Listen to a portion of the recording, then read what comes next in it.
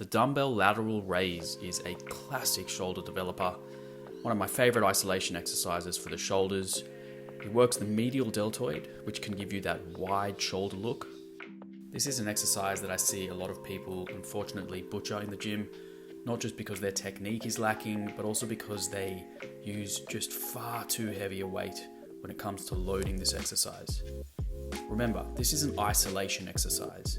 If you want to overload your shoulders with heavy weights, then a military press or something like that is a great option. But the point of this exercise is to isolate the medial head of the deltoid and feel a really good contraction in the muscle.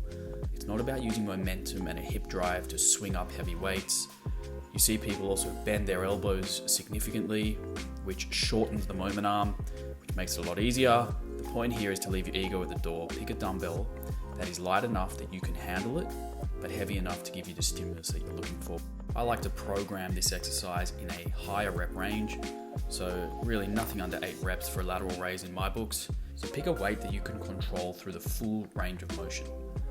So I take a stance just inside my hip width. It gives me a little bit more range of motion for my arms at the bottom. I start with my arms by my sides with some tension on the deltoids, and I have a slight bend in my elbow at the bottom. But you'll notice that as I go up towards the top, I try to maintain that elbow joint angle throughout the full range of motion. So as you lift the dumbbells up, a couple of key points to make here are: think about lifting wide, really stretch your arms out as much as you can out to the sides. Instead of just shrugging with your traps, think about creating a nice big long arc. I also like to stay flat on my feet, so not going onto my tiptoes, and I'm not hinging at my hips so that I'm using momentum to throw the weights up. My deltoids are performing all of this movement. Another thing you'll see people do is have their hand position below the position of their elbow, so in an internally rotated position, as if they're sort of pouring water out of a jug. I don't think you need to lead with your elbows and keep your elbows high. That's a cue you see a lot of people do. I don't like that position on the shoulder joint, so I like to keep a nice straight line from my wrist to my elbow and shoulder. I take it up to 90 degrees. That's where it's most difficult during a lateral raise, at the top of the range of motion.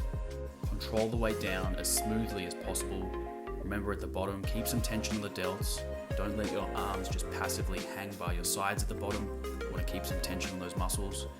And again, just focus on that mind-muscle connection. Really try to isolate those delts. Let your shoulders do the work here. Don't rely on your hips or your calves or any other muscle group. This is an isolation exercise.